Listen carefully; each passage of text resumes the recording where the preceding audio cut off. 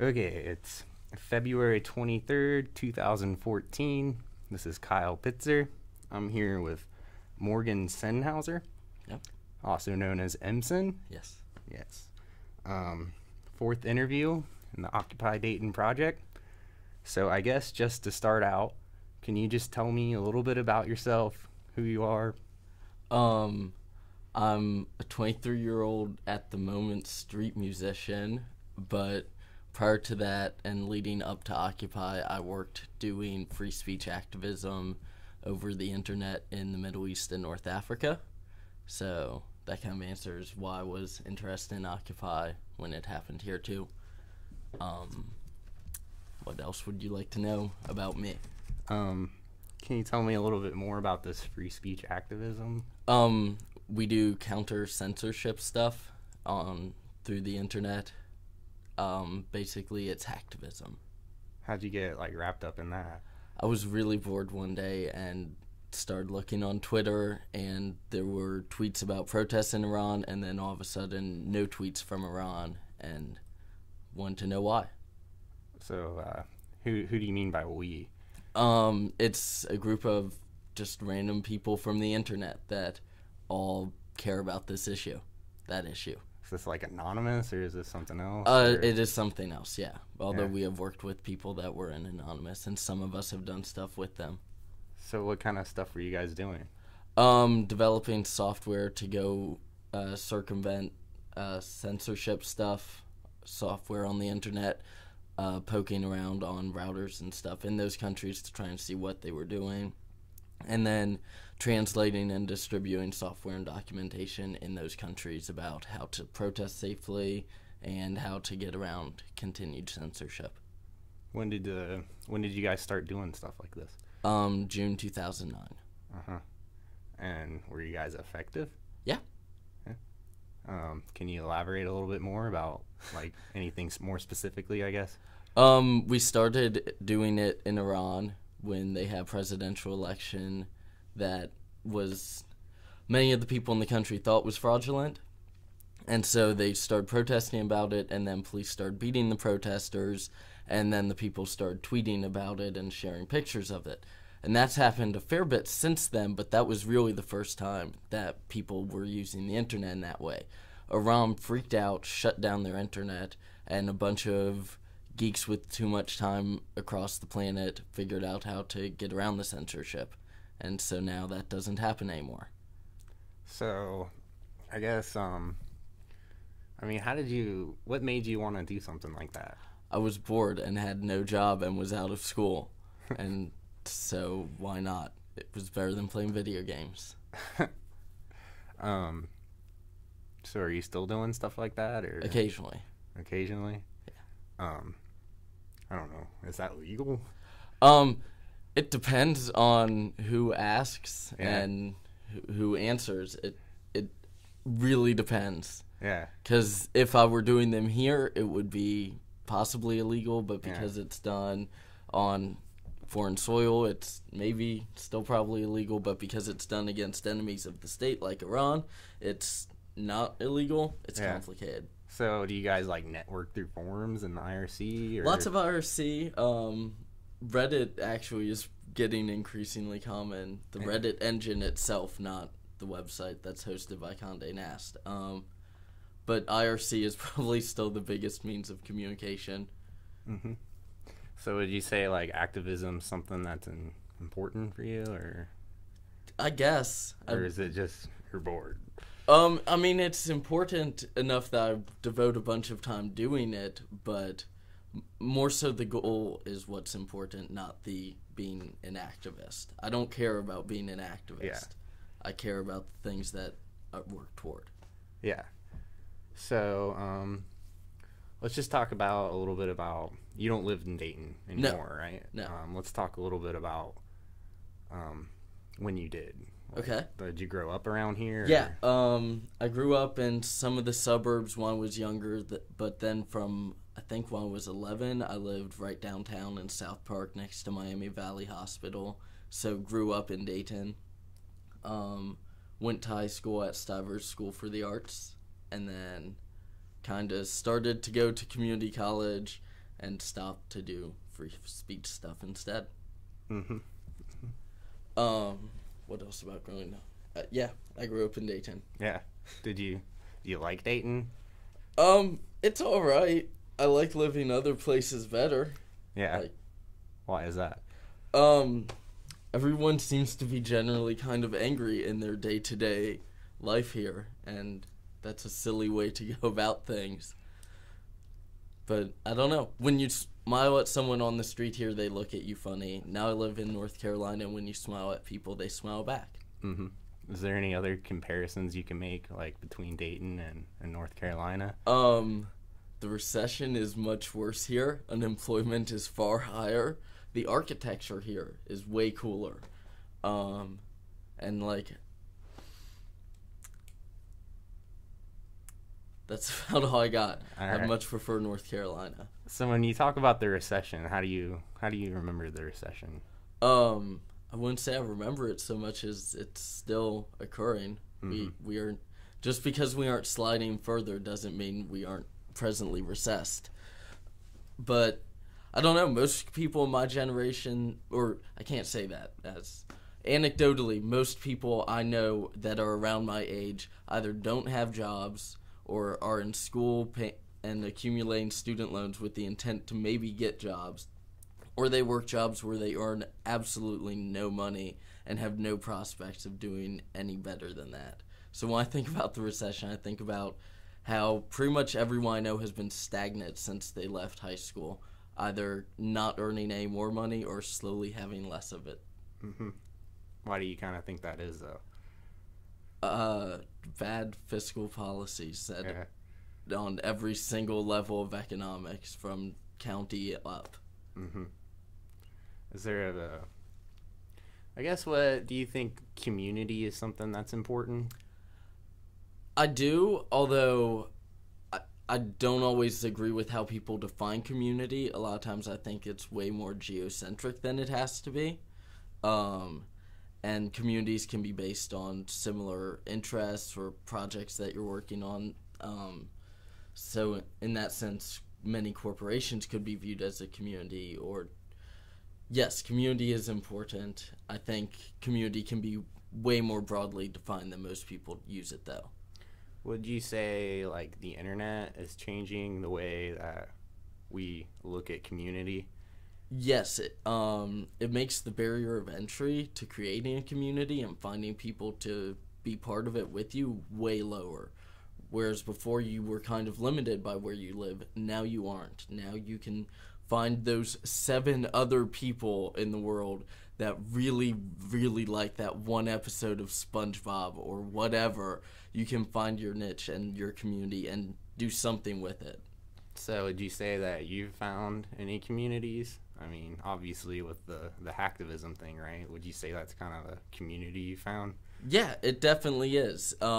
It's one with more strict of rules than normal, but it's still a communal effort. There's not a hierarchy within it. And other odd communities, like there's the Bitcoin community, which has done interesting things with Bitcoin. There's Dogecoin now, which funded the Jamaican bobsled team, for instance. Yeah. So, yeah, the internet really empowers communities in a way that didn't exist before. Yeah. I've got 56 Dogecoins. Nice. I don't know if I actually have any anymore. So there was a Bitcoin assassination market. I don't know if you heard about that on the news, but it didn't last very long, simply because the highest bounty was put on the person that made it as a joke, and he was like, wait, never mind. But there's a Dogecoin assassination market as well, so I went and put Dogecoin bounties on many of my friends, and now they are hoping that Dogecoin doesn't get popular. Yeah. So it sounds like you're kind of like a pretty technical person. A bit, yeah. So how did you get it? How did you pick up these skills? Too much free time, and my parents always made sure I had a computer with internet access. And for somebody, sounds odd, but for somebody as old as I am, that's really rare to have had internet your entire life. And so I just had a good head start on it. Mm-hmm. Would you say What would you define as your generation? A millennial. I'm definitely in the millennial generation. There's kind of Generation Y, although the millennials are kind of absorbing them. But I definitely would place myself as a millennial. Whereas most people 23, I think, would count in that quasi-Generation Y. They remember vividly not having the internet or not having cell phones. And I remember those things, but I always had internet at my house. Are there any other characteristics that you would say would define your generation? Selfies. No, because other generations did that. Honestly, the really important one is the ability to look up whatever you want on the internet. And other generations have that ability, but we're the only generation that's had it our whole life. And so when we don't know something, for many of us, it's our first reaction to look it up and learn it casually. Learning isn't a thing that has to go be done. It's just a part of having a cell phone or smartphone, I guess. But what about things like social media? How do you feel about social media? It can be really good and really beneficial, and it can also be a great way to make yourself feel better without actually doing anything to warrant feeling better about yourself. It really depends on how you use it. So much so. So when you say it can be really good and beneficial, can you elaborate on that?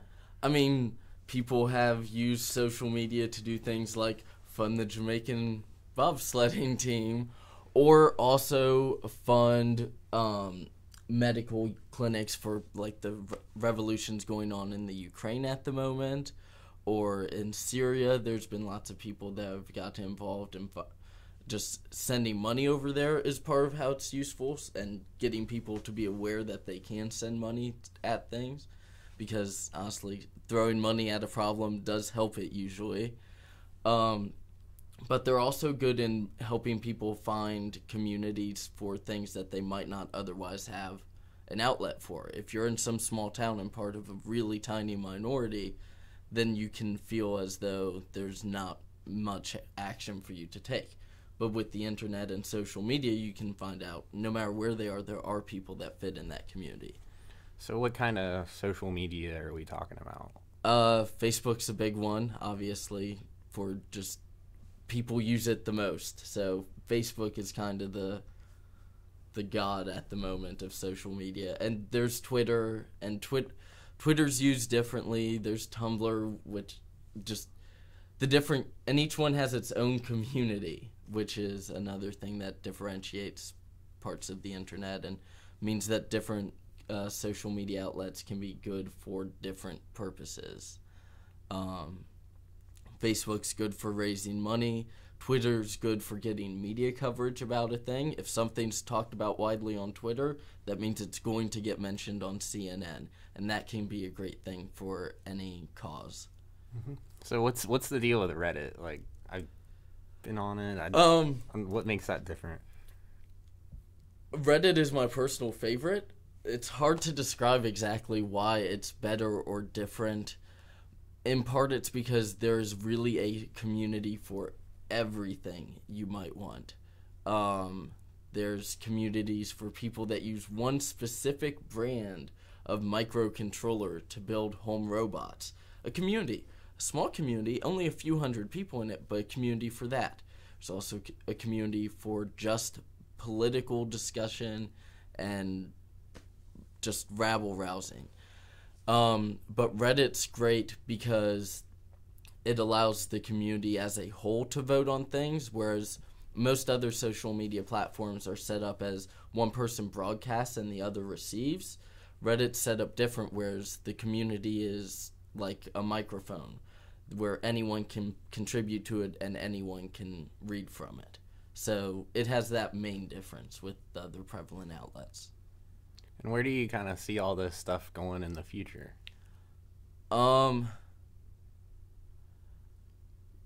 Vaguely towards what Google Plus tried to do, where everything, your social network is divided up into different circles.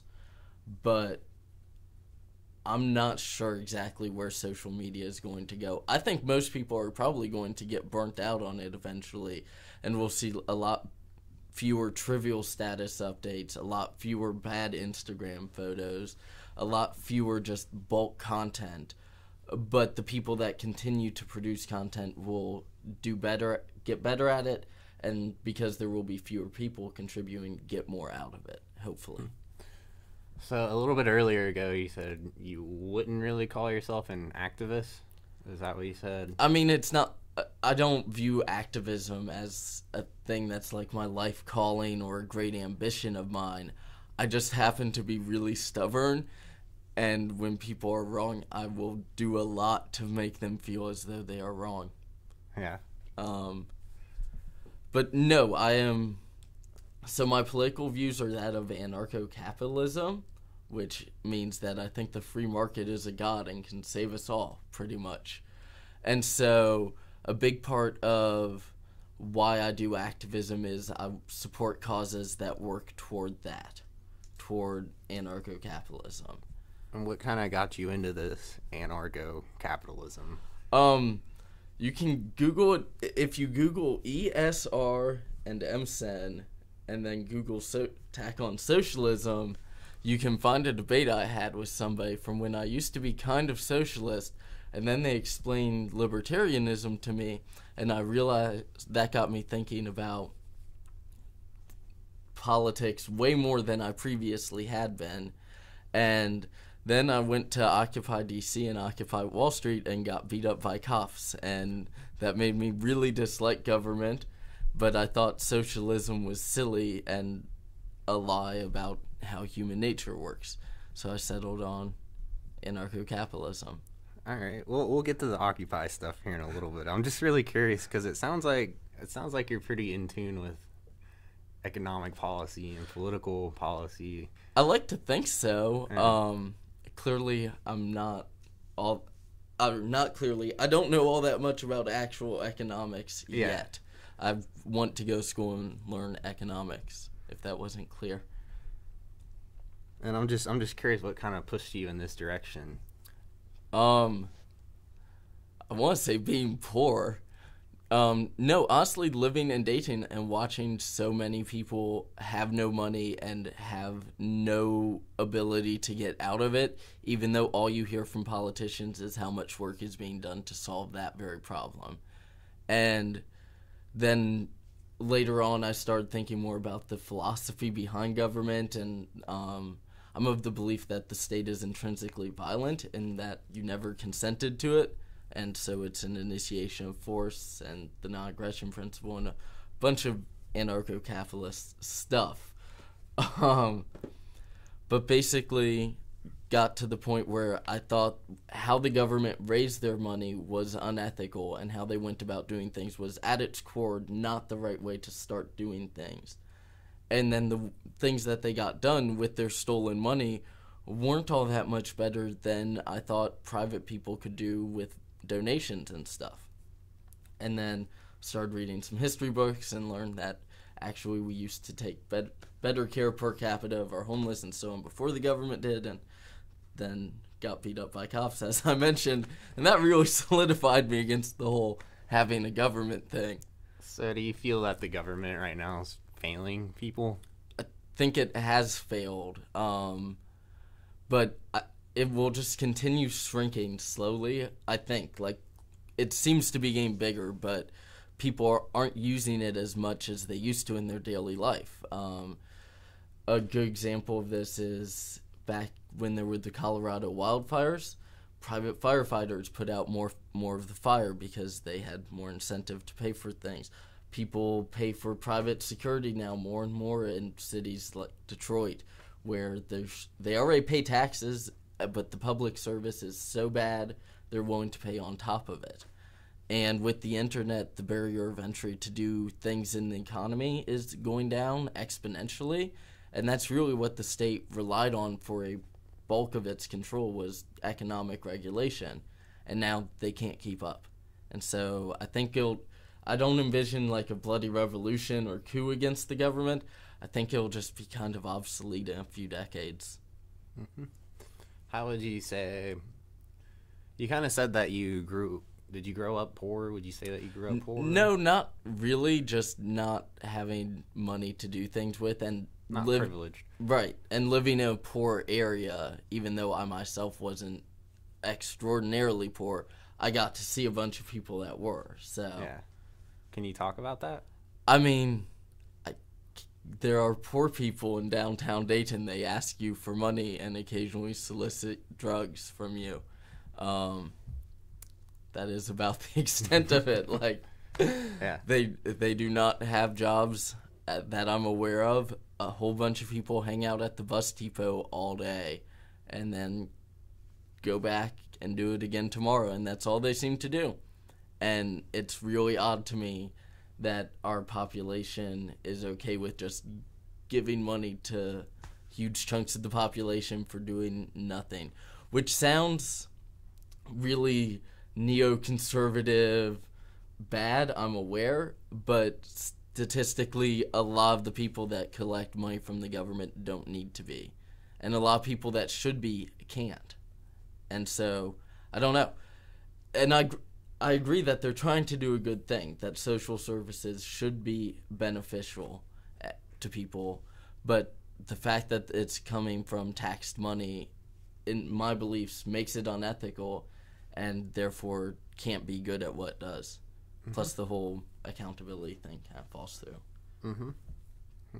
So can you, at what point was it that you left Dayton and kind of moved away from here?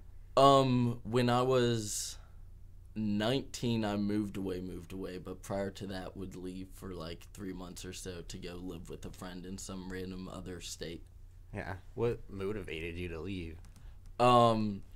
Traveling a little bit and hearing from my dad, who traveled a lot. He worked in tech, so would travel to Europe a bunch, and he's from Switzerland. I was born in Switzerland too. That's not really relevant to this, but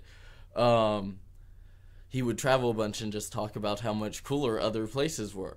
And so I traveled a little bit and saw that other places are indeed cooler, and eventually settled on Chapel Hill for some reason. I don't know. It was nice. The weather was good when I showed up.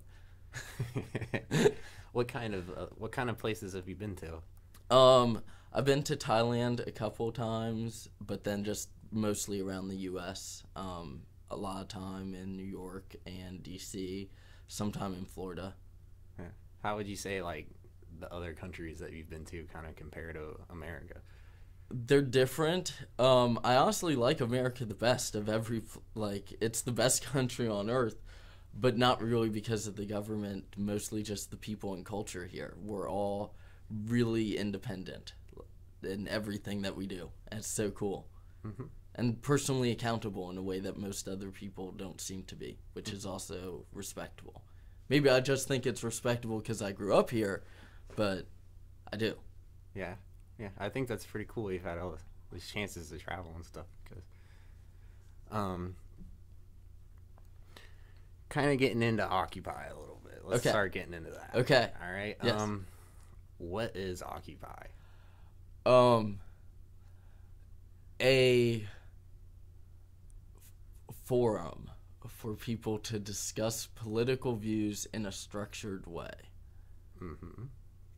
It would be the answer I would really like to give for that question, but in truth, that's not really what it was. Occupy Dayton was a soup kitchen and a meeting place for politically minded people, but also people that had not previously given a shit about politics and wanted to start learning about it in a way that wasn't bipartisan, taught from a textbook in a state-run school kind of way. And also soup kitchen. I think I mentioned that part, but I want to emphasize it. How did you get involved? I mean, so right before Occupy Dayton started, it was Urban Nights, which is the big street festival thing down on 5th Street. And I was walking down the sidewalk one way, and some dude handed me a poster for Occupy Dayton and an anonymous mask and started talking about how it's an anonymous thing and socialism and communism and for the people, smash corporations, so on. And so I was like, okay, that's really funny that Occupy spread to Dayton.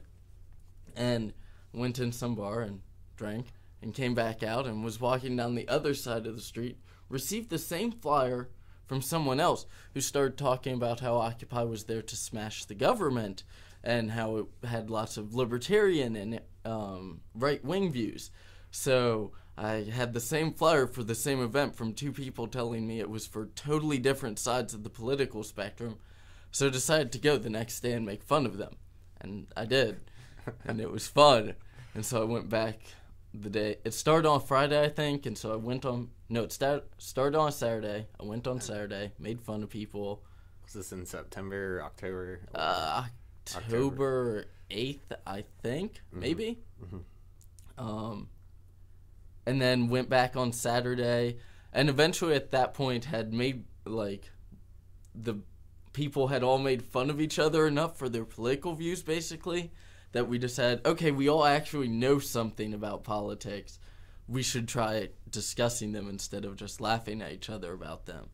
And I think that's when the first GA happened. Yeah. GA being General Assembly, which is in the structured meetings that Occupies have to decide things. Yeah. So, did you think it was like sounds like you kind of thought it was ridiculous? Yes, at first. I mean, I still do think it's ridiculous. But yeah, no, it seemed really funny. Most of the people there seemed like just random Daytonians who read about it on Facebook and decided to come down. There were a few people there that gave off the I'm a political organizer, I'm here to organize politically vibe. I don't really remember who was there the first day, though, that stuck around. This one dude who went by anonymous the whole time, so I'm not going to say his actual name, but he was there for most of it. And then there was Paris something. And he was there on the first day, and he gave off a very I want to organize things vibe. It was odd.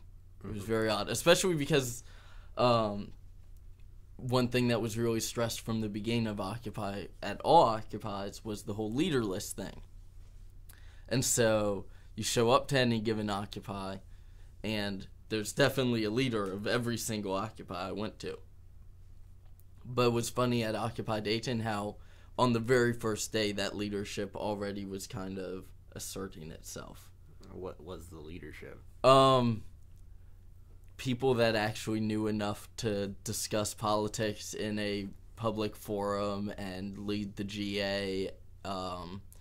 One dude, Paris, he worked for Chase actually at the time. And he did lots of that sort of stuff. Christina, I believe, was one of the people who was very leadery at the time. I did lots of that kind of stuff, but I didn't really do it with the GA. Of the people that did stuff at the GA, I was one of the few that actually camped there the whole time.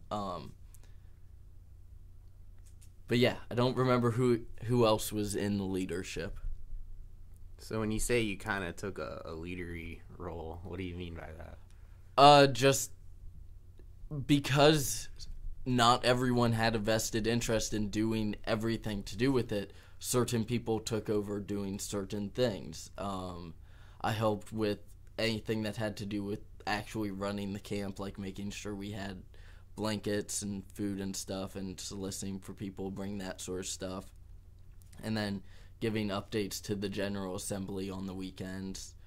And then Paris did all the online stuff for it, or Christina, I think, helped. I don't remember. It was a while ago now. But just there were a lot of people who hung out there and discussed politics with a few different people, but never really had a vested interest in making the Occupy do anything except be a place for people to stand around and chit-chat politics and have tents for some reason. What did you think about the whole thing, camping out there? Well, I was staying with a friend who I was tired of staying with here in town, so I believe I started camping the first night, if not, definitely by like the third or fourth night I started camping there, and then just stayed until I eventually left to go to Occupy DC. I got why. Like, I understood why people might want to camp out there, because that was part of what was done in a lot of the Middle Eastern protests and in Africa, was you had to camp out in order to secure the ability to stay there. In order to be anywhere near the palace or capital, you had to be camped out there and have people constantly acting as security and so on against police. But when you're just kind of sitting out in front of a bank, that doesn't have quite the same effect. No one's actively trying to get you to leave. You aren't in the face of anyone, really. You're just using a public park. And so it became way more about, wow, homelessness is an issue, that having a dedicated place for people to come sleep has this many people coming to sleep at it. Mm-hmm. But what made you yourself want to camp out? I'd like camping and figured it seemed a good way to be there all the time and continue doing Occupy things. I didn't really have anything better to be doing with my time. Things with the nonprofit had taken a slow turn, as no one was presently revolting except America, kind of, with Occupy. So I figured, why not? How long did you spend out there?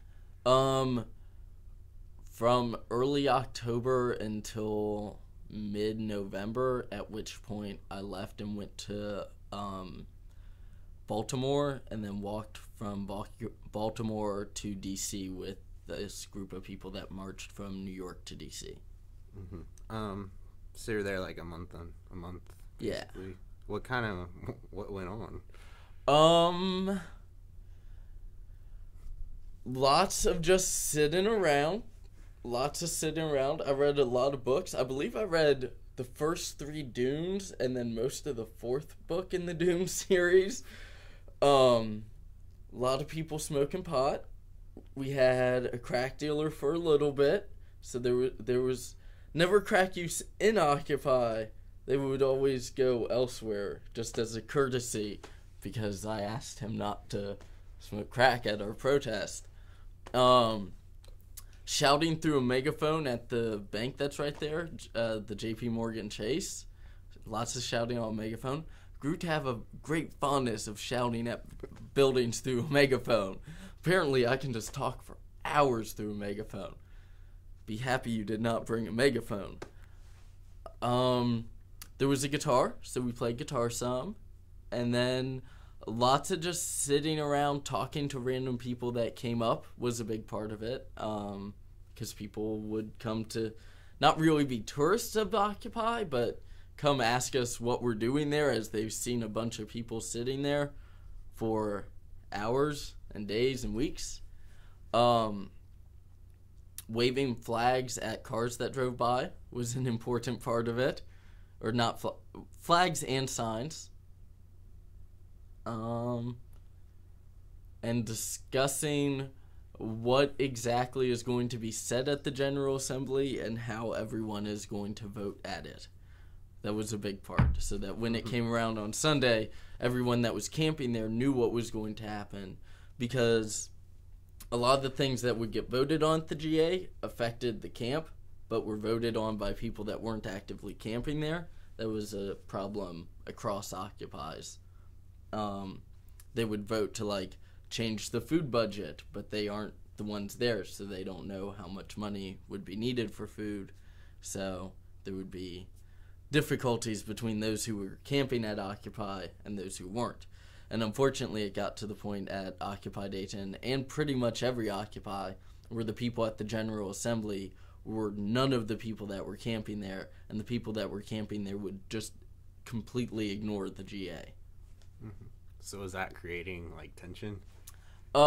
It definitely did create a fair amount of tension, especially at Occupy Dayton, simply because it got to the point where some people were coming down really only to tell us how we were doing the things we were doing wrong, which never made sense to me, as we weren't really doing anything. So there's no real way to do it incorrectly. Dayton just wasn't big enough really to sustain an Occupy that would do anything, so we didn't. And instead just kind of camped out there. And it was decent enough and got people, like I said, the good thing that came out of it was a bunch of teenagers came to the GAs and saw that there were people out there discussing politics that weren't in suits. And so that was beneficial. But most everything else was non-beneficial. Not bad, it just didn't really accomplish anything. How many people were there?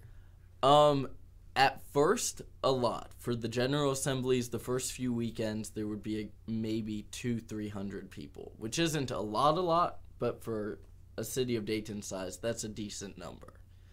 And there were maybe 30 to 50 campers at first. And then by the time I left, there were like 3 people there. And the GAs were held at somebody's house, not even at the park anymore. And what kind of people would you say were there? At the camper for the GAs. I would go with both. At the GAs, it was lots of yuppies and just middle-class, middle-aged people that had become painfully aware that they were stagnant in their economic development when previous in their lifetimes they weren't. The yuppies were mad that they had never seen economic growth in their lifetimes when they were told they would. And then there were some college kids that dropped by to see why this thing was all over their Facebook. But they were all there really to discuss things at first, and then it turned into petty bickering. But at first it was people really wanting to not really do anything, but just discuss what things could possibly be done.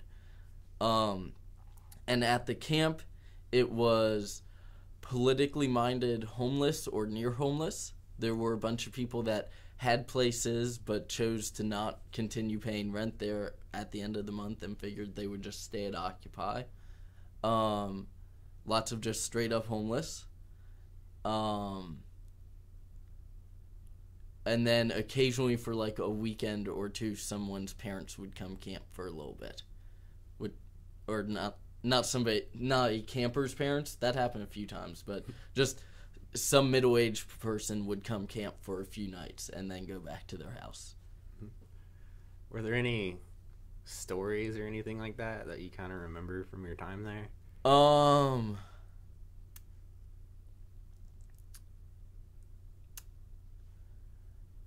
There are lots of just weird little random events, but I'm trying to think of like a good memorable story. I mean, you don't have to blow my mind or anything. Like, what were the weird little events? There was one dude who everyone was convinced was a cop or a Fed because he would post on he would camp there and then post on Facebook about what we were up to, including like just sitting around doing nothing. And he would say just odd little things that made it clear that even though he's staying there, he would love for the police to just come beat up every one of these hippies. Ed was his name. Ed was funny. What else? There was this dude named Matty Mac who yelled at some dude who was taking pictures and apparently video of him, and the film went on YouTube and eventually got put on Fox News because the kid named Matty Mac just goes off on this dude about harassing him and putting a camera in his face and so on. And so then the GA asked Matty Mac to issue an apology video to this dude for calling him all kinds of horrible things. And he agrees to do so, and so wraps his head in a kafaya, which are those... Do you know what those are? No. They're the terrorist headscarf things with the checker pattern. Yeah. And sits in a dark tent with some flashlights, I think, shining on him, and issues a rehearsed apology from a letter. And so that was odd. That was definitely an odd thing, because he was trying to make us look less terroristy and failed horribly. intentionally, but still. Other funny stories.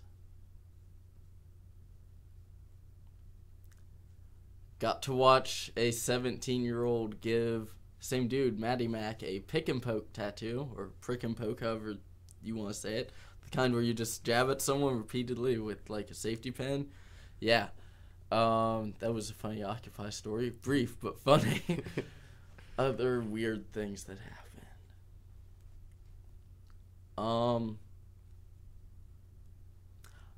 I made a large black man cry by asking him why he wanted to fight me, because he just immediately felt bad because he couldn't say why. He was just angry at me, and so it made him cry. Don't do meth. I believe that's the end of funny, weird Occupy Dayton stories. I remember I've watched that videos on YouTube of the Matty Matt. Yes, whatever. yes, Yeah. it is on YouTube. That got a little bit I should have of rewatched notoriety. that in preparation for this. Yeah, that got a little notoriety. I kind of wanted the backstory behind that. Like, So this dude would just like walk by the camp and like clearly be taking pictures with the camera he's just holding at his side, and also like sit at a corner further away. And then one time, I think he was just walking through the camp, and Maddie Mac runs up to him and is like, "Yo, why are you being a creep and taking pictures of us?" I don't remember his full rant. Kick rocks, dog. Why don't you just kick rocks? That's what he says repeatedly in that video. I forgot about that. For a long time after that, I started saying kick rocks, like, as a phrase in my lexicon. I should start saying it again.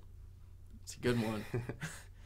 Did you guys run into people harassing you or anything like that in general? Occasionally, people would come pretty much just to tell us we're wrong and need to get jobs, but not that often. Toward the end of it, Dayton police were kind of dicky, but not really. They would just come and sit on their motorcycle, like in the middle of camp, on a motorcycle at night. So we went to the Rite Aid and bought hearing plugs or earplugs, and then that wasn't an issue anymore. But the police tried to harass us vaguely, kind of, not really. The whole thing was really apathetic. In retrospect, looking back at Occupy Dayton, every single party involved half-assed as much as they could. Mm-hmm. Police, protester, organizer, it didn't matter. We all just kind of at it. Yeah. What were there any other like relations with the city, or how did the city handle it? We got asked to move by, what are they called? Downtown Dayton Partnership. Mm-hmm.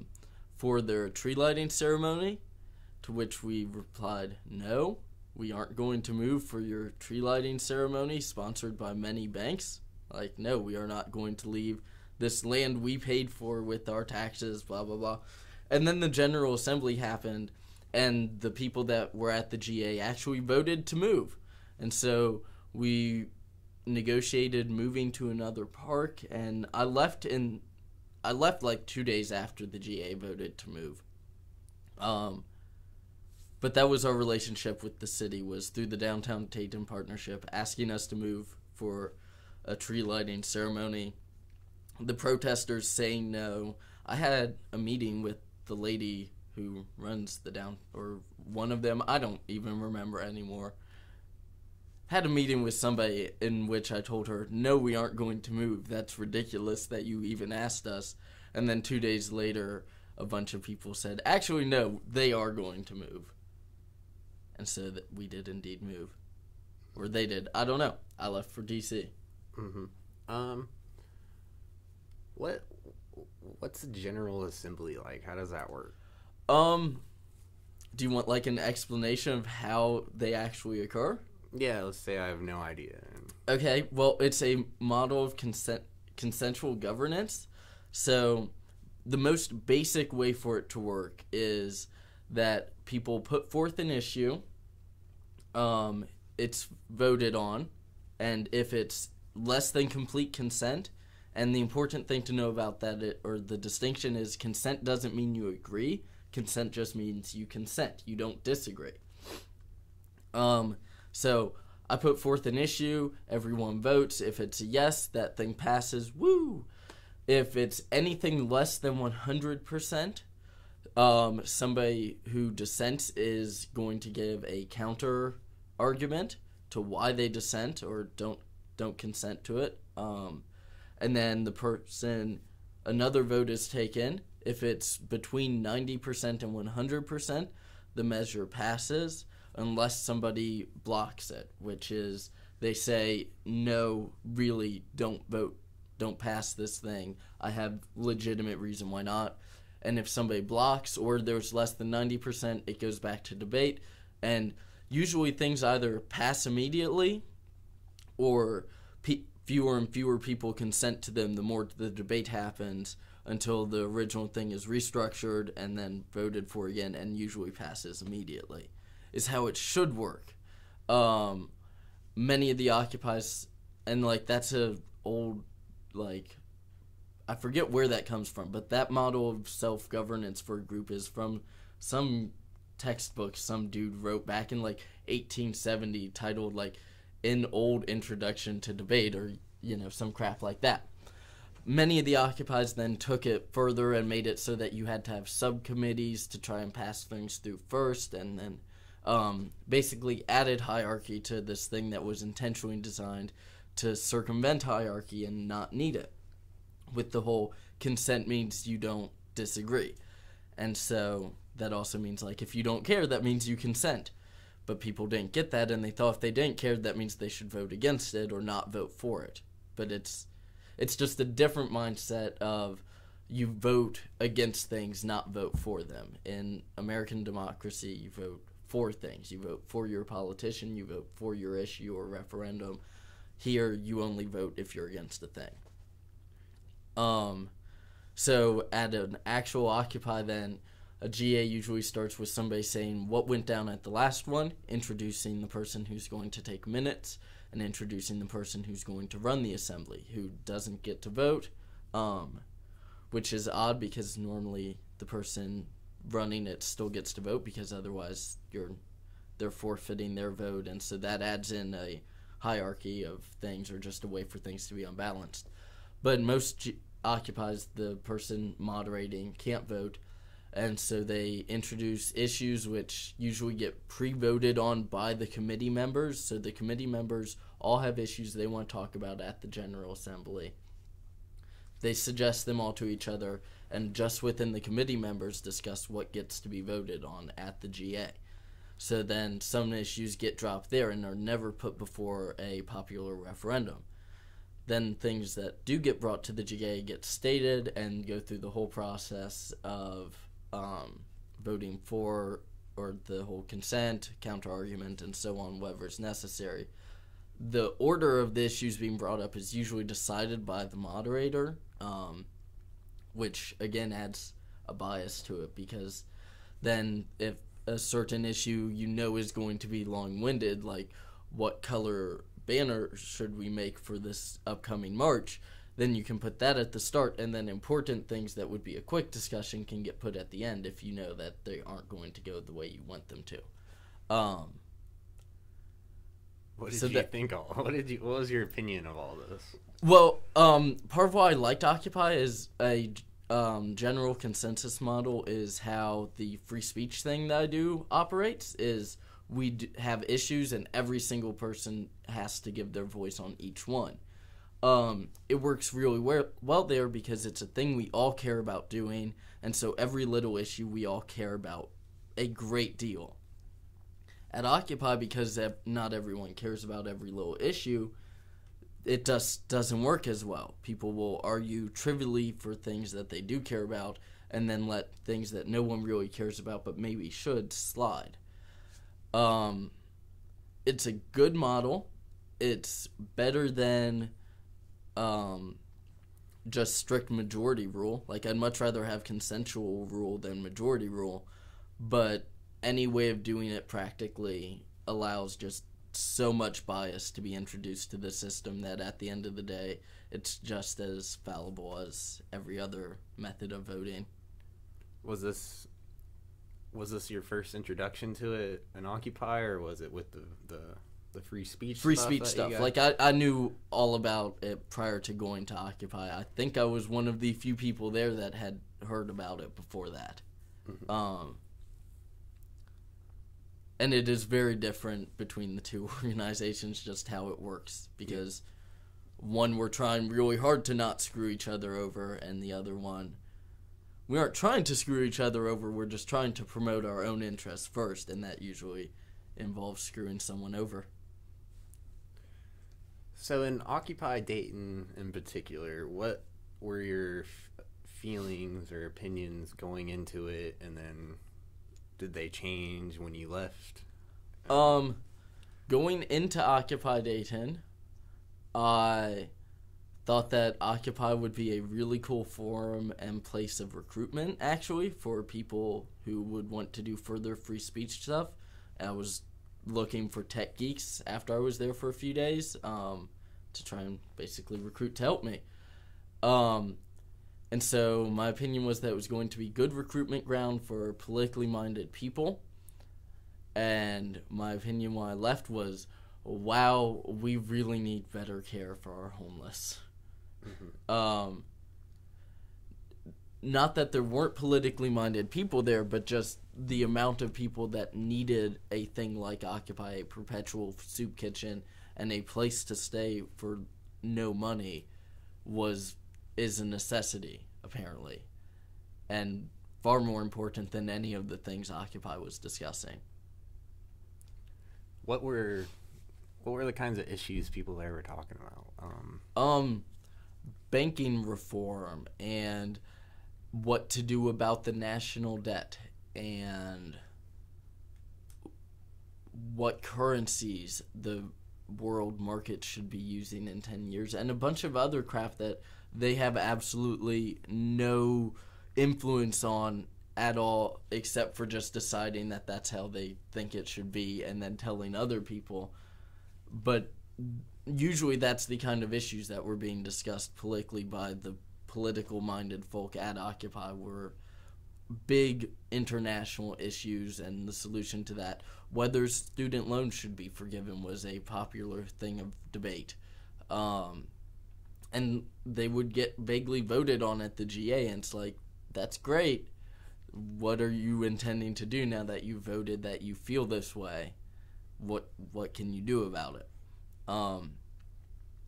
Which is a shame, because had people immediately turned their focus locally, something might have actually gotten done.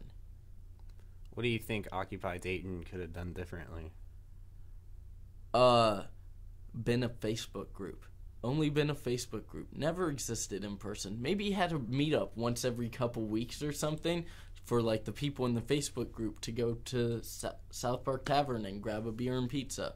Something like that. But Facebook group. It would have done much more as a Facebook group where people could have thrown their spare internet time at helping people in larger cities where there are actual politicians.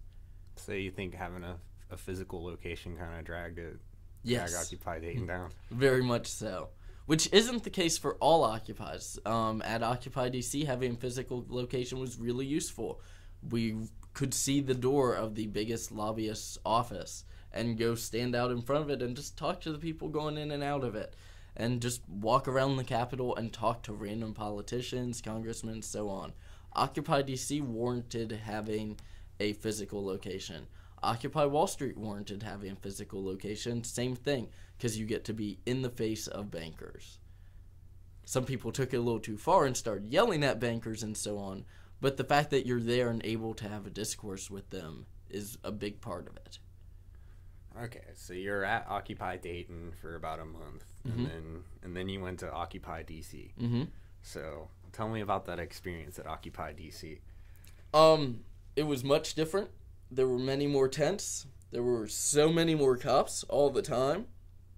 There were many more protests. The culture was way different in that there were many people who were militantly opposed to the police, and just pretty much everyone there really wanted to be there except for the homeless. And, like, that's always going to be an amendment to or whatever that word is, to anything I say about Occupy is there were the people that really wanted to be there and the homeless. But ignoring the homeless for the time being, the people that were there all really wanted to be there. And if they didn't have strong political views, they had strong opinions that things weren't right how they were. And so for a good long while, marches actually were loud and would shut down city blocks and actually have an influence, get talked about on the national media and so on. Other differences were that there was a full kitchen with a generator. That was cool. Really hard to keep a kitchen clean in the middle of a park with a bunch of people around. Other odd differences, police were much angrier. Police were much, much angrier all the time. So much anger. Although I was recently in D.C. and police were nothing but nice to me. So, and I'm sure some of them have been the same police by now. But at the time, police were mean all the time.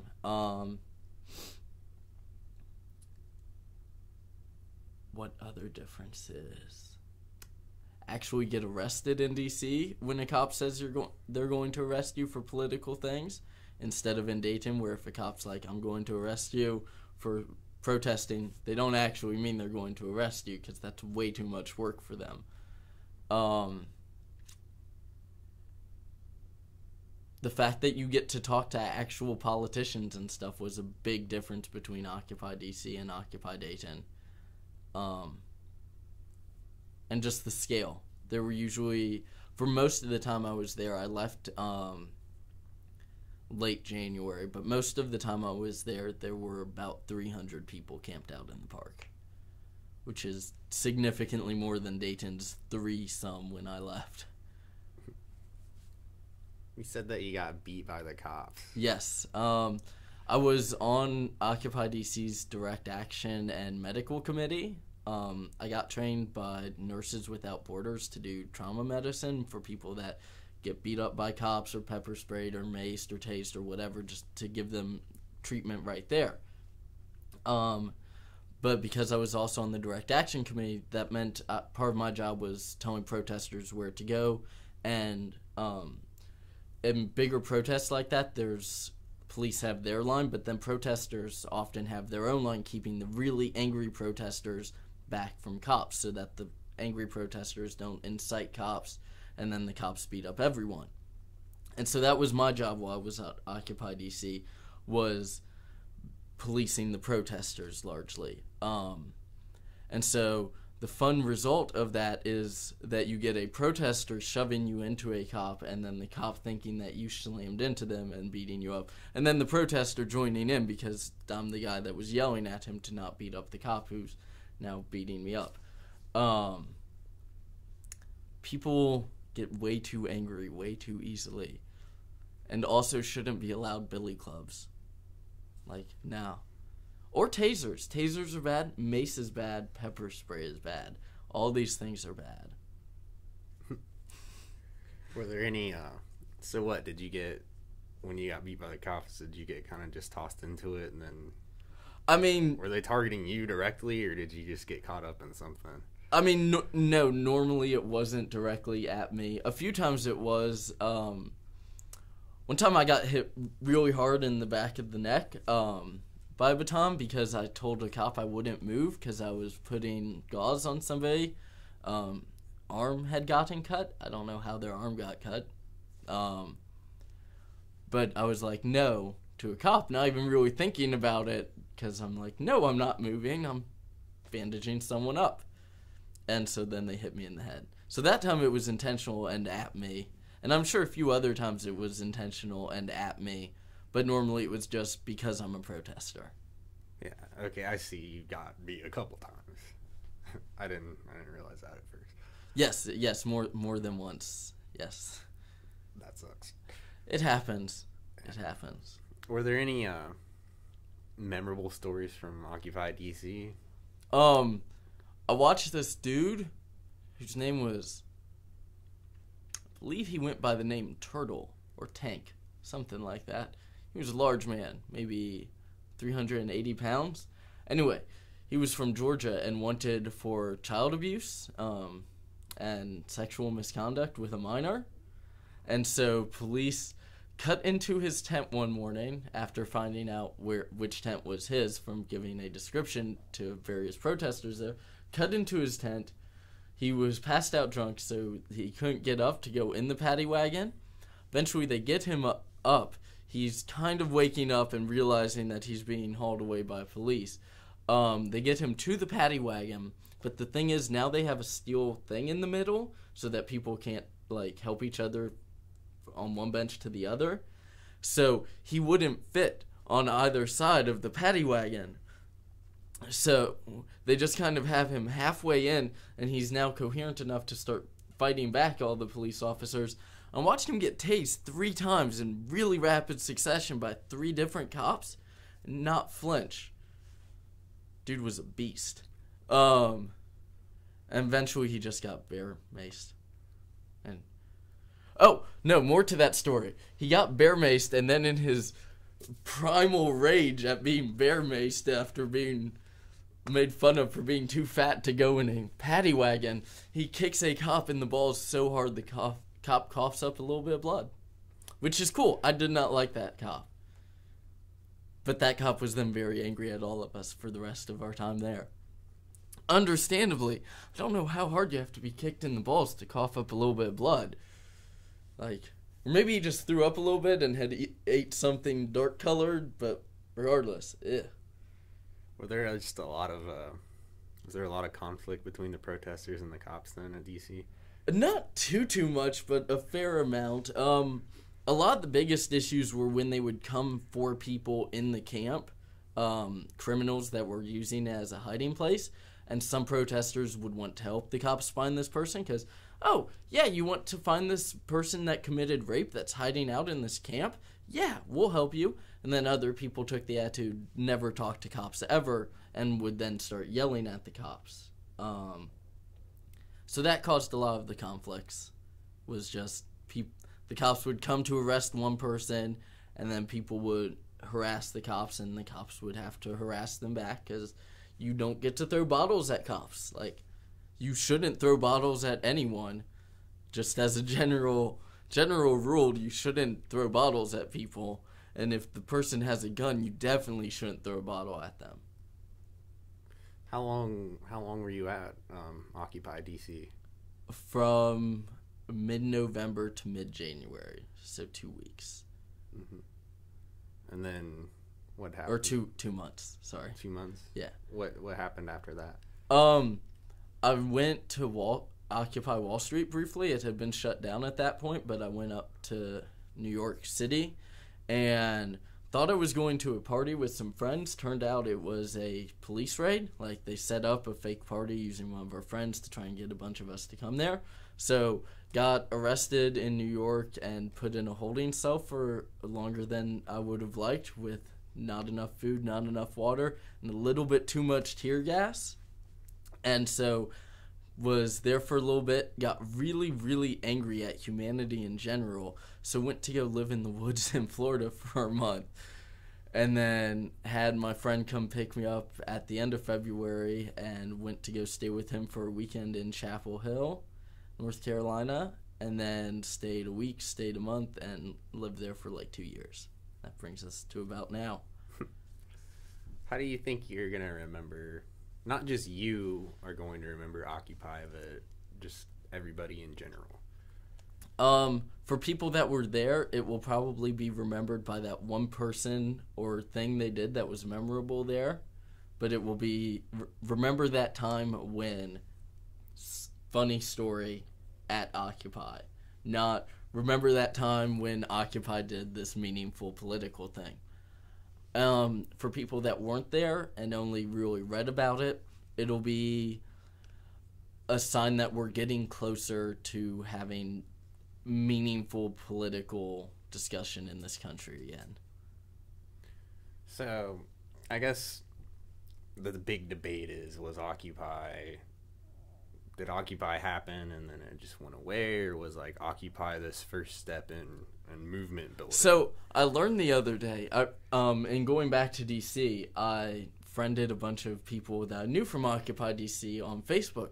Turns out a bunch of them think Occupy lives on and is still doing stuff, which is the first I'd heard about Occupy doing anything since pretty much I left. But apparently some people think Occupy is still doing things and will either rise again or whatever else. I don't think it will. What I think it really did is because so many political organizations had a member go there and then find somebody else to bring into that organization. I think it was a great place. It was a great recruitment ground for underground political organizations or just small political organizations. I think that'll be the longest lasting effect, though, is that it got people doing something that isn't Occupy in politics. Are you aware of any other political movements or these little organizations that have popped up afterwards? I mean, in what sense? Like, are there specific ones I should know about? Because I don't think so. There's a strong Occupy presence on Facebook. The Peace House in Washington, D.C. does a lot of things with former Occupy members. Oakland's Occupy did something recently. I know they had like a sit-in someplace, but I don't think any new organizations really are prominent sprung out of Occupy. Just Veterans for Peace, I know, had a big membership boost after Occupy happened. There's that other veterans organization. The IWW has a lot more members, in part thanks to Occupy, just because people know these things exist now that they previously didn't consider existing, which I think is cool and good. Okay. Were the strategies and tactics of Occupy effective, or were they detrimental?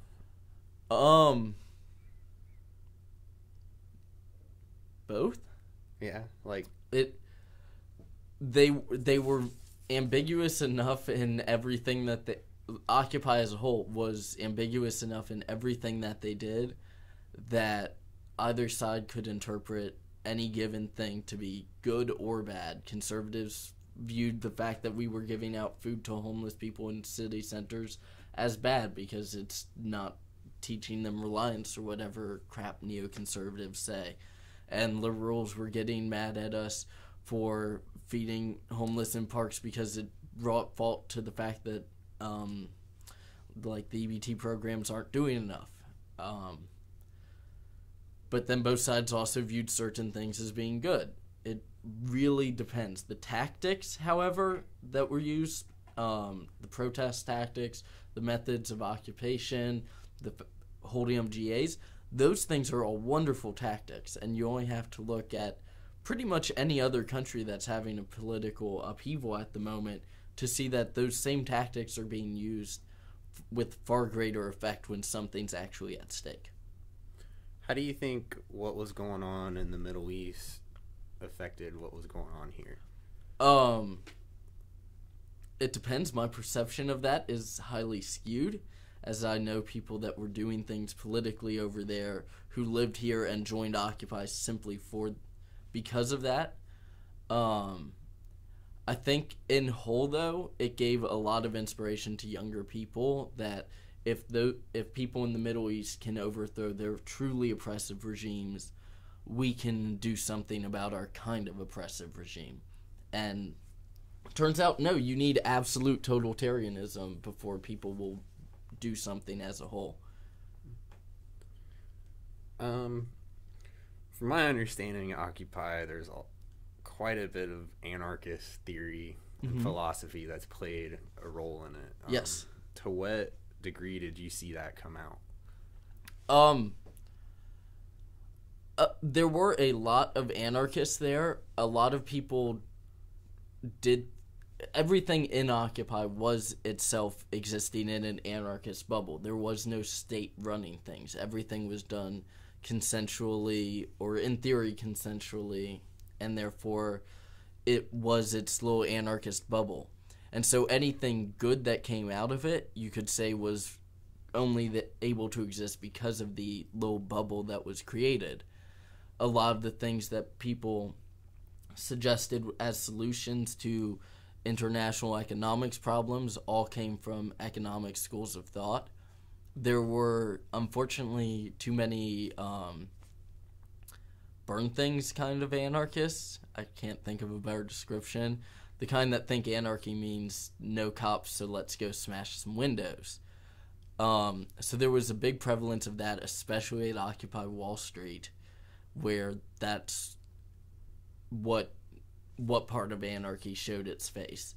At Occupy DC, simply because it was the seat of the federal government, the anarchists that were there tended to be a little more tempered in their beliefs and viewed anarchy as really just another political system, not some utopian ideal. Did your idea of this anarcho-capitalism, was that prevalent? Or? No. Everyone there except 2 or 3 people were anarcho-socialists or anarcho-communists or anarcho-syndicalists, all of which are left-leaning anarchism, which I don't see how that works because they want no government, but for everyone to just communally own property. But that's not how property works, because then you need an organization that draws the line between what's property for the whole and what's property for you, because like toothbrush or anarchy debate stuff. The prevalence, though, was left-leaning anarchism, which is a shame, I think, because it led to the few anarcho-capitalists that were there spending a lot of our time debating against the people we were with about terms and language and definitions of economic terms and so on, when instead we should have been developing better arguments to use on people that were not yet anarchist. So there's a left-leaning anarchism and right-leaning anarchism? Yes. The left-leaning anarchists don't think that I'm actually an anarchist, and I don't think that they're actually anarchists, though. Yeah, it gets complicated. I mean, that's interesting, though. I had no idea. It's just further right and further left than, well, they're both further right than everything. The whole left-right thing is so confusing and bad. Yeah. It's just bad. Means something different to whoever you ask. It shouldn't. Like, there is a standard definition. It just, no one pays attention. Yeah. A little bit ago, we were talking about social media. I just kind of wanted to ask, like, what role did social media play in particular to Occupy? I don't really know. I was at the camps the whole time, and there isn't Wi-Fi in McPherson Square in D.C. or in Courthouse Square here in Dayton. So I have no clue, really. I've seen, like, that there are still... The Occupy Wall Street subreddit is still going strong. The Facebook pages still have discussions. But at the time, I have no clue what kind of effect it had on it. Mm-hmm. So what degree of interaction was going on, if you know, between the various Occupies in different cities? It depended a lot on the Occupy. Occupy Dayton started talking to other Occupies fairly late, early November, but Occupy DC was constantly in communication with the other Occupies in the area. I personally went between Occupy Baltimore and DC a whole bunch to try and both move food between the two of them and also help Baltimore with planning building occupation. So you went to Occupy Baltimore too? Yeah. What was that like? Most of the time I went there, it was weird and quasi-militaristic and the whole thing, in that I drove up there using back roads and then showed up in downtown Baltimore, walked into one of those big olive drab military tents from like World War II and sat down, and at a table and had a conference with other people, and we were all dressed in protest gear, so it was all weirdly military. And then I would get back in the car and go back down. And then the one time I was like, man, it's really late. I'm getting here at like 3 a.m. I'm going to just spend the night. Turns out that was the night they got evicted. It was also the day after Occupy Oakland got evicted. Never before have I seen such a massive police force to take care of so few people. There were maybe like 20 campers at that point at Occupy Baltimore because it was really cold, so a bunch of people just went to a nearby church that had opened its doors and so on. But they closed down a 6x8 city block radius. They had like 5 SWAT tanks. They had helicopters overhead the entire time. Literally shoulder to shoulder riot cops with their shields just standing on all the streets so we could not leave. It was the largest police response for nothing I've ever seen. Because we just like got up and grabbed our bags and walked away. Because it's like, yeah, you guys win. You showed up with like 800 people for 20 of us.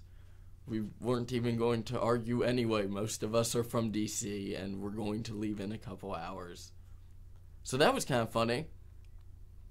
I think they were really expecting something more to happen than a bunch of cold people who were eager to go home. So you guys, and then when was this? That was second weekend of January, perhaps. Somewhere around then. Maybe the first weekend of January. So when did what happened to Occupy DC?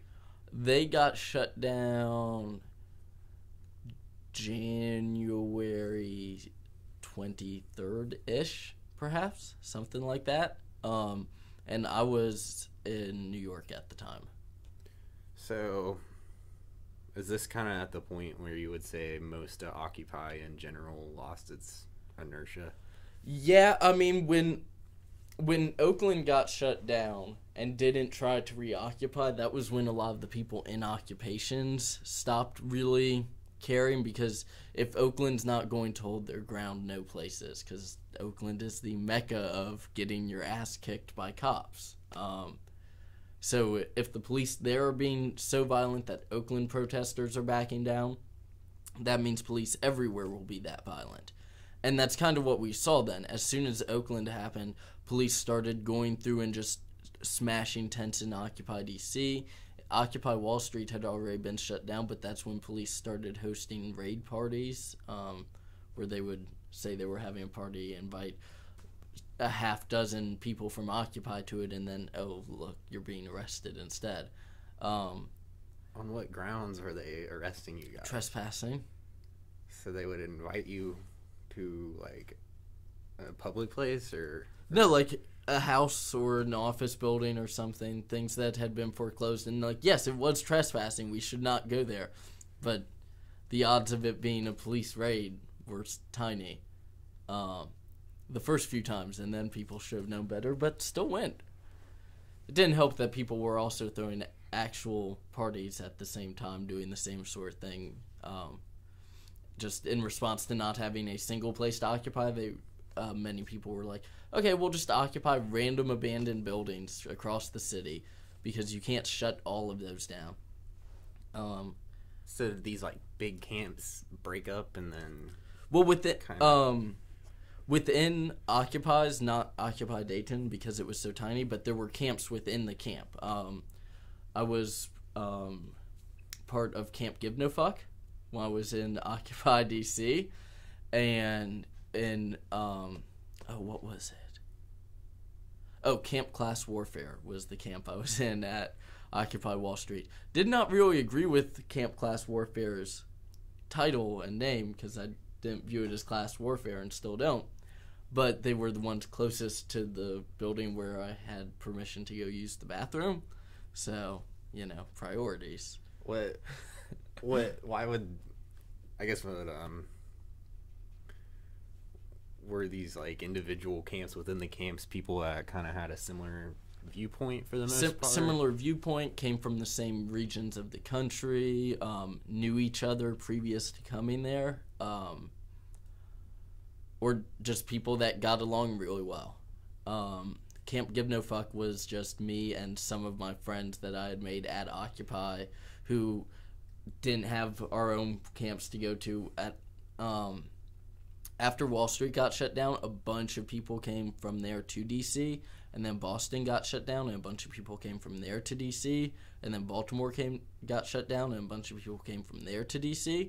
So by early January, lots of the people in D.C. were not originally from D.C. or from that Occupy even. They came from other Occupies with their own little weird Occupy subculture and own way of doing GAs. And oh my God, so many people named Boston. There's apparently this thing with men from Boston of Irish descent who have a thick Boston accent and have people call them Boston, which makes sense if you are not in Boston. But if you live in the city of Boston, you really can't have people call you Boston all the time. Especially not when everyone else in your socioeconomic class and subset also wants to be called Boston. Got really confusing. There were like 10 of them at one point. So were Occupy DC and Occupy Wall Street the two biggest camps on the East Coast? Yes, yeah. And then Occupy Wall Street got shut down, and then they all kind of came to DC. Not all of them, but a lot. Yeah. And then it was noticeable. Was DC like the last one of the last? It was one of the last major ones standing. Even most of the ones in the South had been shut down before Occupy DC got shut down. And that's simply in part because there were so many jurisdictions that it took them a really long time to figure out who exactly had the authority to evict us. And it actually took a urging from the Speaker of the House at the time, which I don't think was Boehner. I think it was still Pelosi. But asking us to move, or asking the police to move us. And so that settled the whole jurisdiction thing, and they were allowed to move us finally. They also used health inspectors after a while to try and get us shut down. Oh, God. Worst Occupy story. Literally a tent full of clothes, piss, and shit. Human, all of it. But we discovered it one day as it had been frozen for like a week, and then it started to be above freezing, and we noticed that one part of the camp smelled awful. So me and the other direct action folk started to dismantle the tent and take it to a nearby dumpster of a business that we asked, yo, can we dump a bunch of stuff in your dumpster? We didn't tell them what it was, and they were like, yeah, sure, whatever. That made everyone so mad, though, because apparently it was some homeless lady's, like, all her possessions. And so then many people who were being homeless advocates were arguing and quite mad at us for throwing away all her stuff. And I felt vaguely bad for it, except had the health inspector come back and it been there, then they would have evicted all of us. So, were the conditions in the camps generally clean or kind of gross? Camp-wide, it was clean enough. Like, it was muddy as shit because it was, like, underfoot ice and snow all the time. So it was muddy and nasty, and, like, things were dirty as in covered with dirt. But our food was all kept in plastic sealed bins. Everything was kept off the ground. I at one point was Serve Safe certified, and the head chef of Occupy, we had different chefs. It's really hard to keep a kitchen running with that many people to feed. But he was also a kitchen manager and certified as such. So our kitchen was really clean and safe and everything. I don't think anyone ever got sick from eating food there. You said you were on the direct action. Were you on a committee, the direct action? Yeah, direct action is the politically correct thing for protesting. So I helped organize protests and would be the flag bearer so that people would march behind me on marches. If there were unnecessary confrontations with police, it was my job to try and stop them. It was part of my job to do the extraordinarily rambunctious things in protests, including but not limited to dropping banners from buildings and putting chalk on things, stuff like that. How did you get How did you get that position? Being loud. I was loud. No, pretty much you asked, at Occupy DC, you would ask to be on a committee, you asked the committee members, and they put before a vote of themselves. And so I just went around to everyone that was on the protest committee and was like, yo, here's why you want me. And they agreed that, yes, indeed, I should be on that. And because of doing the free speech stuff, a big part of that was learning how protests and riots work, what police tactics are, how to treat pepper spray, all that kind of crap. So I did have skills to bring to the table. Were there any other ways that you were involved? I was on the medical committee, which just meant I got to wear a red thing. Although, fun fact, American police do not have to abide by the Geneva Convention because we're U.S. citizens, so they aren't soldiers. That said, they're allowed to hit medics, which in normal warfare, you aren't allowed to shoot at the medic. But I was on the medical committee. I was on it wasn't a committee, but the National Lawyers Guild Observers. They wear green hats, and so their job is they've been coached on how to observe protests and give accurate testimony in a court. And so it just means that if I were to give testimony in court about any protest that happened, my testimony would be worth slightly more because I was told what to say, pretty much. Ooh, American legal systems. So, would you say it was like a combination of the cold and the police that started leading to the shutdown or leading these camps dispersing? Were there any other things going on? Political infighting was a big part of it. People who were stubborn and dumb would win over those who were not so dumb but also not as stubborn. So many of the good activists would leave to go do their own thing, which was great in my opinion. And like I've said, one of the best things to come from Occupy was people leaving it to go do their own thing because they got frustrated with the inaction. But I know at Occupy DC there was embezzlement of quite a chunk of money by one dude from the bank account that they used. This is why cryptocurrency like Bitcoin are important, so that people can't do that kind of crap. I know Occupy Wall Street had embezzlement happen. Occupy Dayton had embezzlement happen. They all did and do, or not do. I don't know if they have any money left or it's all been embezzled. But political infighting probably contributed about as much as the cold and slightly more than police. What motivated most of these people to come out to begin with? Or do you feel?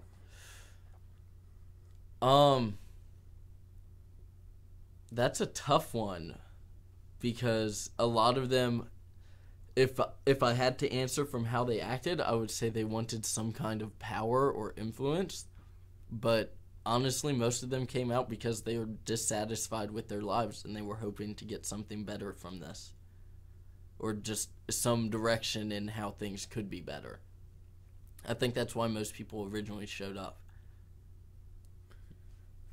How do you think in the future people are going to remember the year 2011?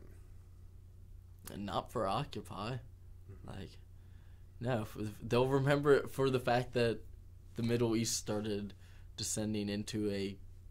dragging us all into a global war. Honestly, it's probably how people will remember 2011.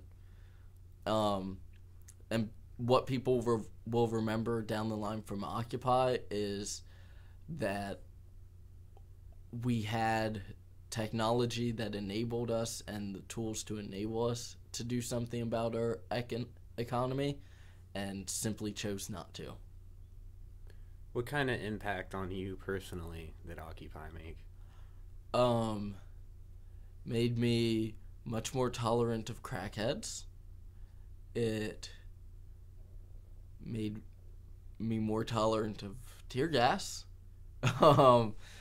And it also helped me get a lot better about explaining my political views to people that don't have at all the same background knowledge of economics as me any knowledge or have the same knowledge but radically different conclusions about.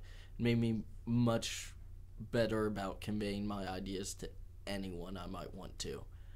And that's been of great use to me so far. Like, I got a lot out of it. So you'd say mostly positive then? Yeah. Is there anything negative or? I have these little blurry spots in my vision from being maced real hard. And I had bronchitis for a really long time too.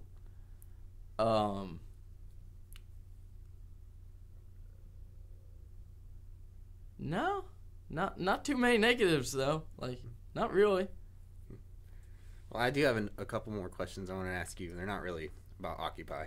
Okay. But just before I do that, is there anything about Occupy Dayton or Occupy DC or whatever that I didn't hit on or? Not especially, no. No. I think I got to most of it. Okay, so we were talking about like hacktivism earlier. Yes. What is Anonymous? It is the people that use 4chan. Do you know what 4chan is?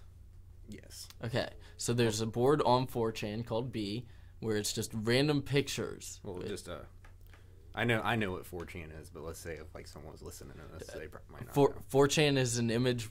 It's an image board where people can post things, and people can reply with comments, and those comments can have pictures. What makes 4chan different is that whatever is the most recent thing to be commented on is what's at the top. So the most talked about thing at that exact moment is what you see first, and things fade off and get taken off their website after like maybe 20 minutes if nobody's looked at it in a while. But 4chan has a really strong community behind it that eventually spread off of 4chan onto IRC, Facebook, Reddit, so on. And they called themselves Anonymous. And the first thing Anonymous did was on 4chan, they started posting requests for people to start messing with Scientologists and start doing things against Scientology. So people started using a distributed denial of service attack, which is where you take a whole bunch of computers and try and visit one website over and over again until that website's like and gives up. So that was what Anonymous first did, is they DDoS'd a bunch of Scientology websites. Then they realized that they had a big pool of people who could, for no real reason, do pretty much whatever they wanted to. And so they later went on to create fake trends. There's some evidence that the whole thigh gap thing was started by 4chan. Thigh gap? It was this thing last year where it is the utmost of personal beauty to have a gap between your legs if you're female. It's hashtag thigh gap. So there's some evidence that this was started by 4chan to bring to spotlight absurdity with women's self-image and so on. And that succeeded because it got talked about on the media, and so self-image became a big thing. And then the same people allegedly that started the thigh gap meme started dissing thigh gap and were the first people to go against it. So they both created this thing and then destroyed it. Anonymous is just really a big social experiment, though, of what will people do if you just tell them to for no reason whatsoever, or maybe just the best reason you can give them is because it'll be funny. Turns out people will do a lot if it might be a little funny. What do you mean by do? What? Retweet lots of just internet crap. Share a page a bunch of times on Facebook, retweet the same hashtag over and over again, so that what was it recently? I think Toyota had something where they would display the top trending picture for a certain hashtag on their website, and so Anonymous went through and just retweeted Goatsy a whole bunch with that hashtag. Yeah. Anyone listening can Google what that is. But then they also have managed to do other things of more substantial value. Like they stole documents off a Scientology server alleging the rape and mistreatment of a bunch of teenage girls. They found the personal information of a rapist here in Stebbinsville, I think is where it was, and posted that online, and actually got convicted with higher sentences. The people in Anonymous that did it got convicted with higher sentences than the person that raped the girl. Yay, draconian legal systems again. But Anonymous is really just anyone who wants to do something about some issue that isn't really affecting them. So they Google, how do I do something about this issue that isn't really affecting me? And someone on the internet has said what to do, and so enough people do it, and then it's being done by Anonymous. And there are some groups that, or some people that definitely like consider themselves part of Anonymous. There's a 4chan IRC server. There's an Anon Ops, which is an IRC chat room on Freenode. And so there are people that really just sit around looking for things to do with their spare time and computer knowledge or knowledge of other random crap. And so now it's to the point people will go into this chat room and make requests. Some dude, this was actually on 4chan the other day, but some dude requested help DDoSing the Ukrainian president's website. And so they made a Poland ball comic of the dude's request. I'm not sure if you know what Poland ball is. It's a dumb meme. I can't even try to describe it. It's dumb and bad. But dude asked for help with overthrowing his government. Anonymous gave him shittily drawn comics in MS Paint. So it's a fickle beast, that Anonymous. So it's like a loosely connected group of tech savvy individuals. Yes. Not all are tech savvy, and some aren't loosely connected. Like there are some cells, I hate to use that word because it implies terrorists, but there are some cells within Anonymous that do operate consistently with each other. But they tend to be small and operate with the larger thing. And big part of it is that it's anonymous. No one is really in it to try and stake claim to, I did this thing.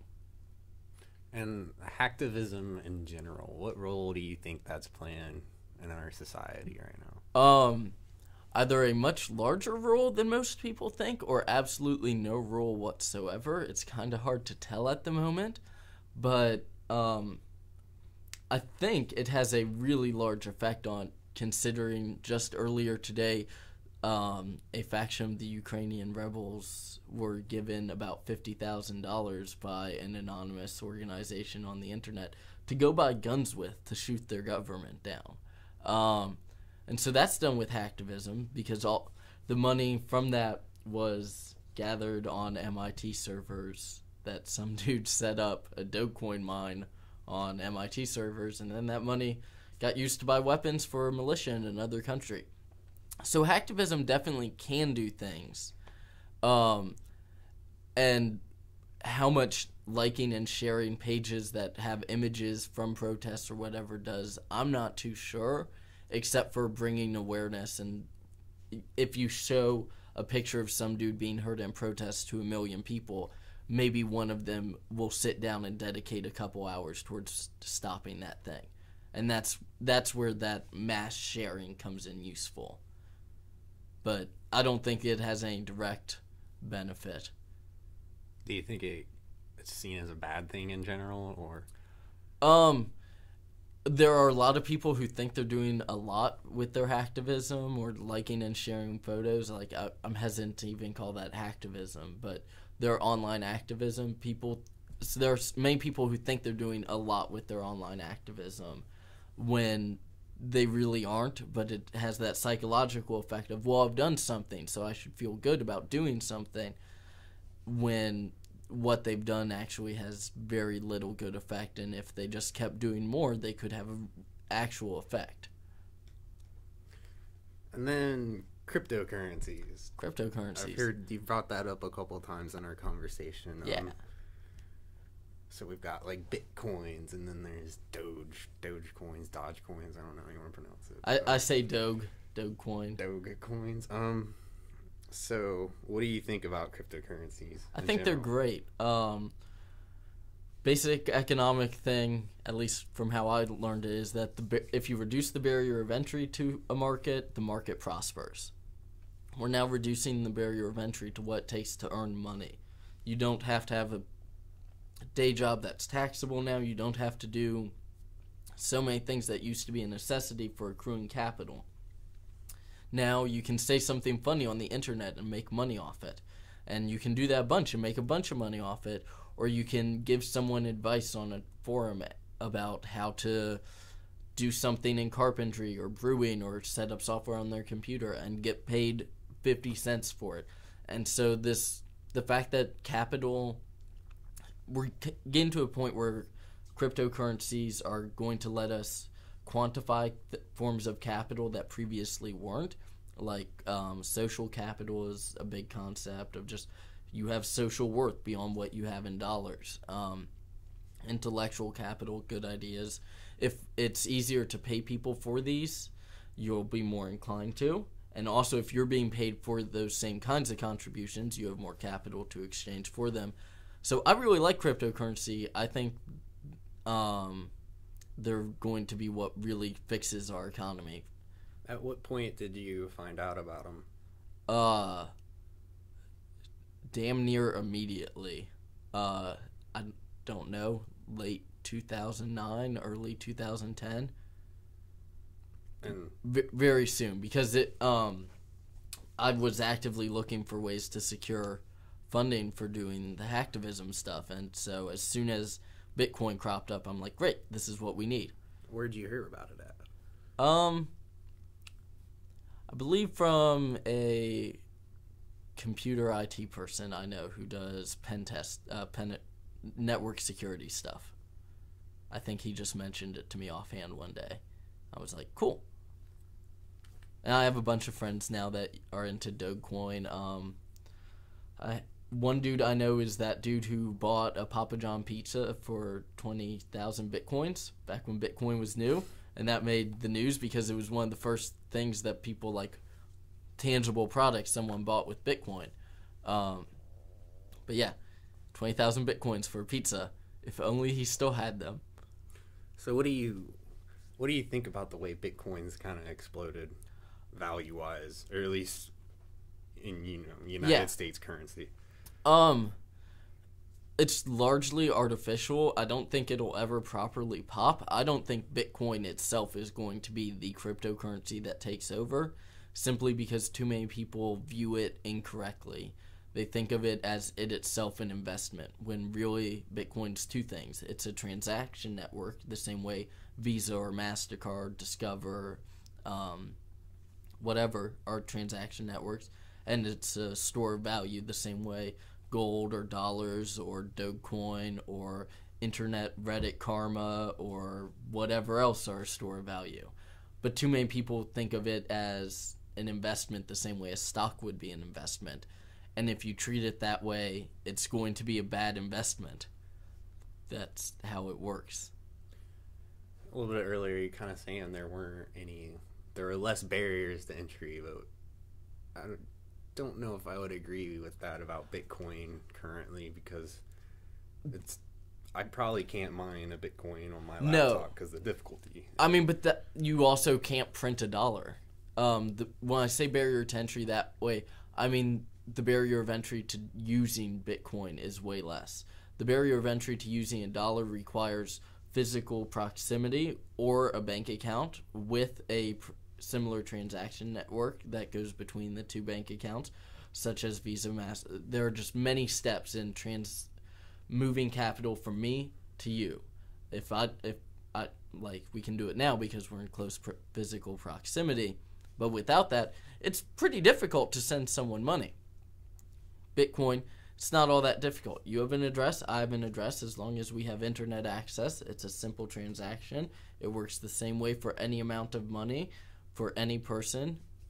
It's clean, simple, low barrier of entry, and the tools that let you spend it are now on par or above what let you spend bank account money. yes, getting Bitcoin in the first place is still trickier, if only because people don't use it routinely in their day-to-day. If people walked around paying themselves or paying each other in Canadian dollars, getting a hold of US dollars would also be pretty tricky, but that doesn't make its use as a currency any worse. So you feel that that's going to change, though?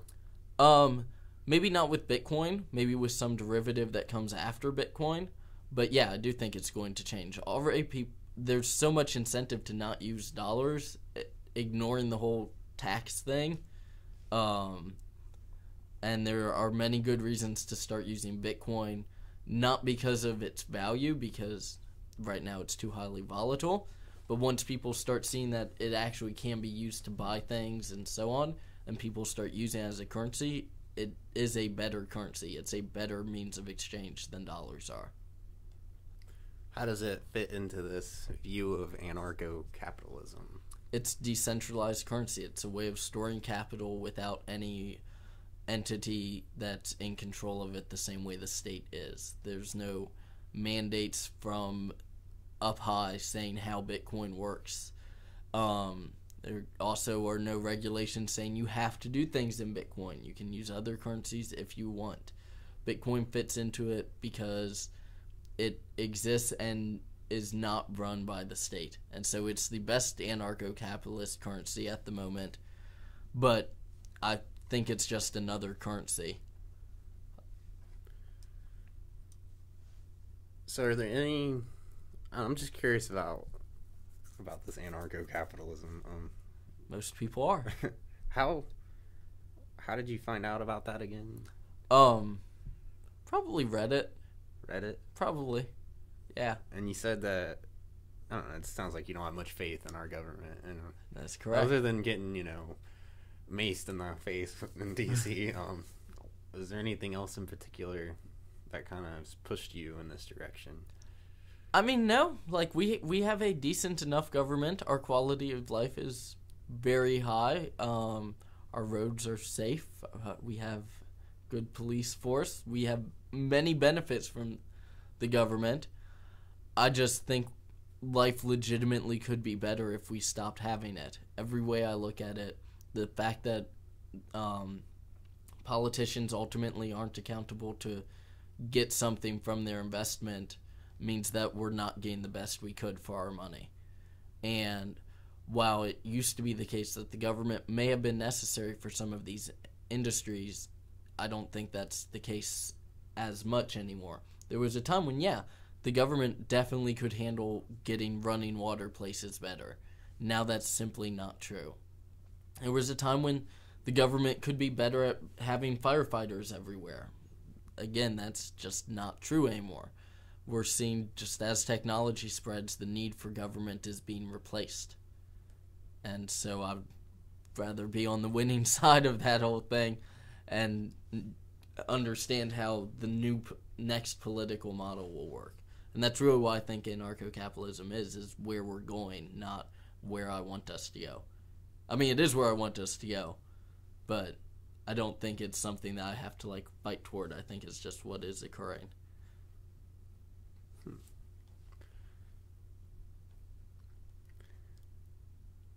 That's getting close to most of the questions I think I had. Okay. And then some. Is there anything else? No. I don't think so. All right. Well, I guess I'm going to end this then, okay? Okay. Okay, we're back because he's on the no-fly list. Yeah. Okay. So I'm actually on the no-fly list. I found out once because I was trying to go to Florida, and they were like, you can't get on planes. We're sorry. Which was awkward. But they were really polite about it because it was some dinky airport. I don't even remember which one. Anyway, so I have this thing. It's a medal from the Department of Defense that they give to private citizens, and it's a, it says something like in duty of defense or some crap or something. But I got it because of helping the Iranian people in a time of crisis or something, so on. And it was cool. Got the exact same things I did that got me a medal from our government. got me put on the no-fly list. So, How did this all come to their attention? so I was, oh God, so I was walking to my first day of class at Sinclair Community College, and some dudes in a car throw rocks at me, shouting Musavi fraud at me while they do so. A couple days prior to that, or like a day prior to that, my name got leaked on the internet, my name and address, tied to the account I was using to do stuff to help Iranian protesters. So these dudes were pro-Iranian and threw rocks at me, and so I called the cops, and then they called the FBI, and then the FBI came and asked me questions about it, and then came and asked me some more questions about what exactly I was doing that would have people angry at me. And so I was reluctant to answer their questions, understandably, because I knew what I was doing was not of the most legal nature.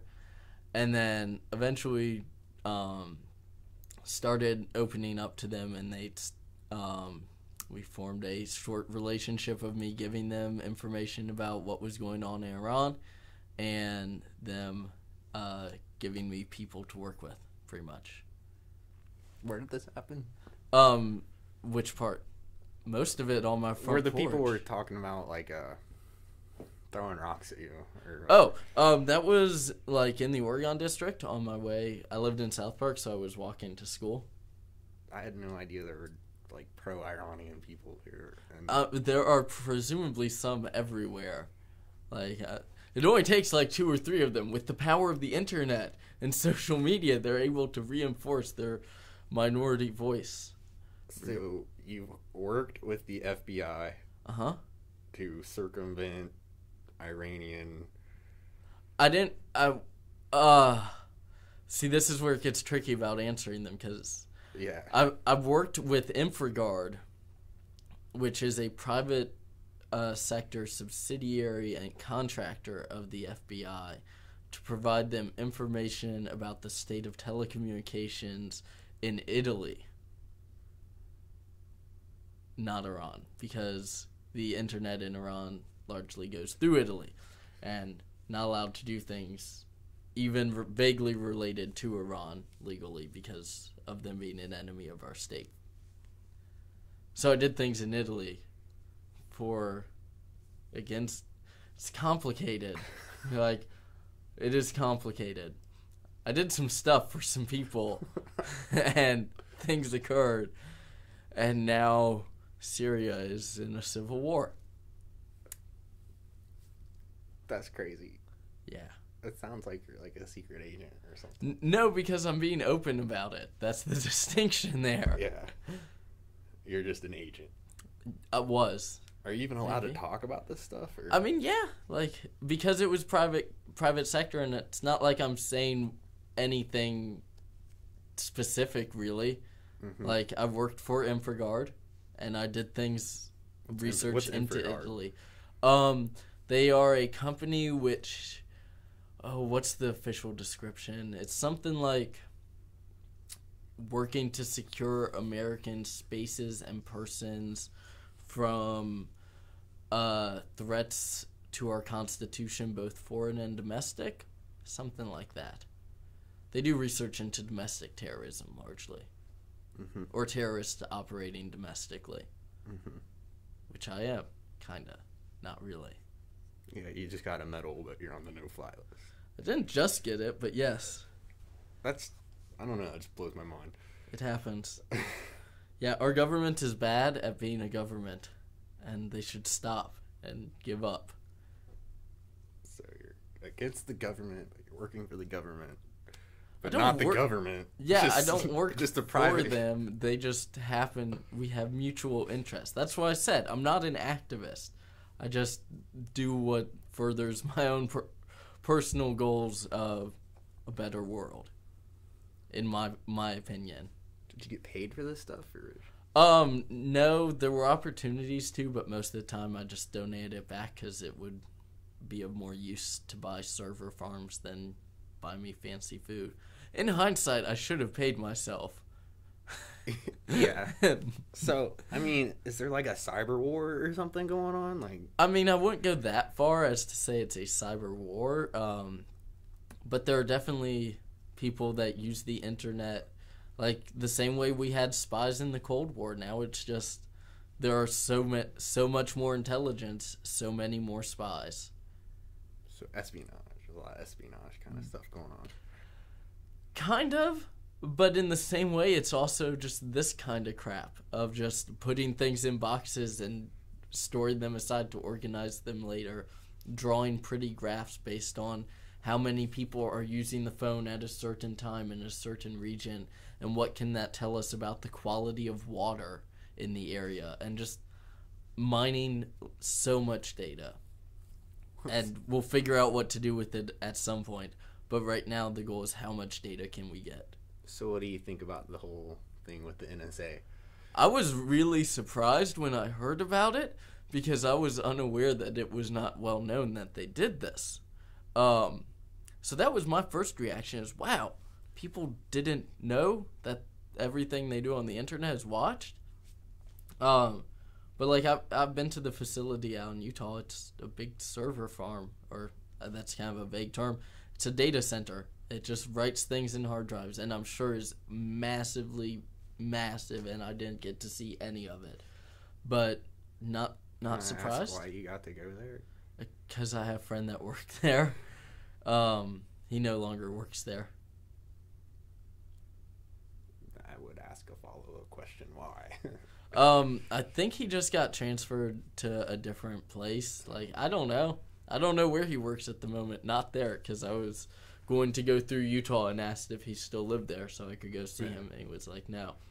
But no, probably nothing happened. He got a promotion or moved laterally or something. No, I don't story. know. I don't know how to approach you on this issue, because I don't know if, like, I don't know. It is just all blows my mind. Like, it is all significantly more boring than one would think. Yeah. It's mostly looking at documents and reading paperwork, and then retyping it without as many typos. Lots of staring at the internet go by. Like, you know, in the Matrix where they have just text go by way too fast, I would sometimes just sit there and stare at it and hope that maybe eventually I would learn to read that fast. It turns out, no, you can't read that fast. Yeah.